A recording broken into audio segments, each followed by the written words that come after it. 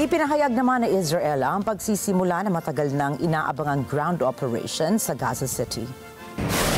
Kinumpirma ng isang opisyal na militar na pumasok na ang Israel Defense Forces sa unang yugto ng kanilang operasyon upang wasakin ang infrastruktura ng Hamas. Inutusan din ang daan-daang libong residenteng lumikas kaagad bago ang pag-atake. Ayon sa mga residente, lalong tumindi ang pambobomba nitong mga huling 2 araw na sumira sa dose-dosenang kabahayan.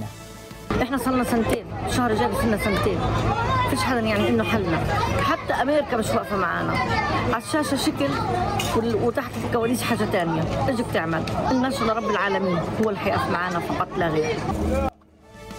Sinabi rin ni Prime Minister Benjamin Netanyahu sila ay nagsimula ng isang mahalagang operasyon sa Gaza habang nasa harap ng korte sa pagpapatuloy ng kanyang paglitis sa kasong korupsyon.